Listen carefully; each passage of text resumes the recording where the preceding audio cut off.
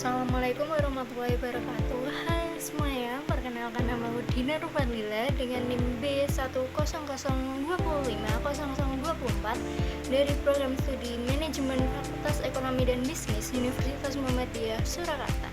Di sini saya akan menjelaskan bab mengenai problematika manajemen sumber daya pendidikan Pancasila dalam mengatasi intoleransi. Manajemen sumber daya pendidikan Pancasila mencakup pengelolaan kurikulum, guru, peserta didik, sarana, prasarana, lingkungan sekolah, dan kemitraan. Dalam konteks ini, pencegahan intoleransi terdapat sejumlah problematika utama yang menjadi hambatan, yaitu yang pertama, ada kurikulum belum maksimal menginternalisasi nilai Pancasila. Contohnya adalah terlalu teoritis dan berorientasi hafalan, yaitu pendidikan Pancasila sering hanya membahas konsep abstrak tanpa mengaitkannya dengan situasi nyata intoleransi masyarakat. Berikutnya, minim pembelajaran berbasis pengalaman atau experiential learning. Metode seperti studi kasus, dialog perbedaan keyakinan atau proyek sosial masih jarang digunakan. Lalu, materi belum mengikuti perkembangan isu intoleransi modern. Isu digital seperti ujaran kebencian, radikalisme online, atau polarisasi media sosial belum secara intens dibahas.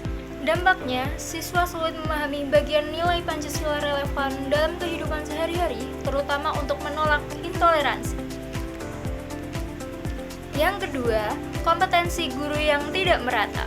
Di antaranya, guru kurang dilatih metode pembelajaran berbasis nilai. Sebagai guru masih mengajar dengan cara ceramah, bukan fasilitas dialog ataupun refleksi moral. Selanjutnya, guru kurang sensitif terhadap potensi intoleransi. Misalnya, bias terhadap kelompok minoritas, kurang peka terhadap perundungan berbasis identitas, atau membiarkan segregasi sosial antar siswa. Yang terakhir adalah keterbatasan kemampuan mengelola keberagaman kelas. Guru sering kesulitan menjadi role model, toleransi, atau menangani konflik identitas di kelas. Dampaknya, pembelajaran Pancasila tidak efektif untuk membentuk karakter intoleran. Dan yang ketiga, budaya sekolah yang tidak selaras dengan nilai kebinekaan, yaitu adanya praktik diskriminatif atau beberapa sekolah masih memisahkan siswa berdasarkan identitas tertentu secara tidak perlu atau kelompok, agama, suku, atau status sosial. Yang kedua, kasus perundungan atau bullying berbasis identitas. Bullying agama, suku, atau ras tidak selalu tertangani dengan baik. Dan yang terakhir, kebijakan sekolah kurang tegas.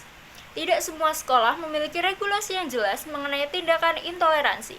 Dampaknya, lingkungan sekolah tidak menjadi tempat yang aman dan inklusif bagi sebagian siswa.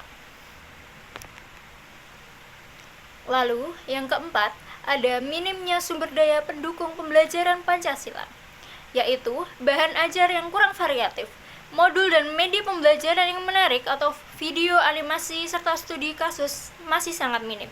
Keterbatasan anggaran, kegiatan penguatan karakter, pelatihan guru, atau program kebinekaan sering terhambat biaya.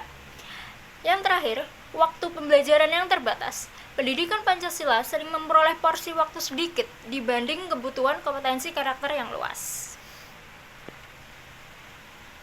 Dampaknya, pengelolaan sumber daya tidak optimal untuk memperkuat nilai toleransi.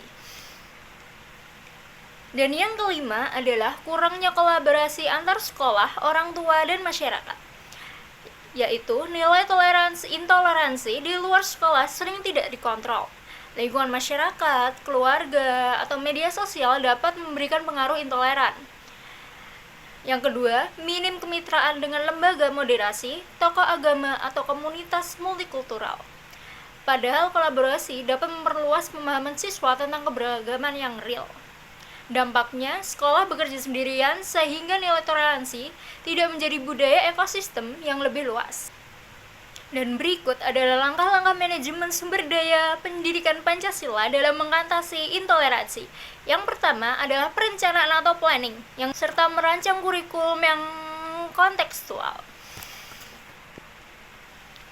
Yang kedua ada pengorganisasian atau organizing, yaitu pembentukan tim khusus penguatan toleransi yang terdiri dari kepala sekolah, guru PPKN, guru BK, OSIS, dan komite sekolah.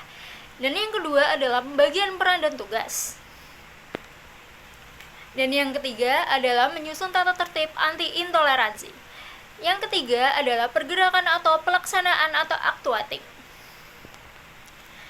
Di antaranya adalah penguatan intelektual guru dan pengembangan pembelajaran toleransi serta membangun budaya sekolah inklusif. Dan yang keempat adalah pengawasan dan evaluasi atau controlling and evaluation, yaitu monitoring kegiatan, evaluasi sikap dan karakter. Jadi, dari yang saya sebutkan dapat disimpulkan bahwa yang pertama, merencanakan program toleransi dan kurikulum Pancasila yang relevan. Dan yang kedua, mengorganisasikan struktur dan peran untuk mendukung implementasi.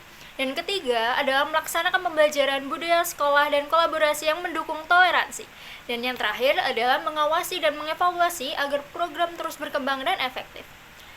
Sekian dari saya, semoga dapat diambil hikmahnya. Wassalamualaikum warahmatullahi wabarakatuh. Dadah.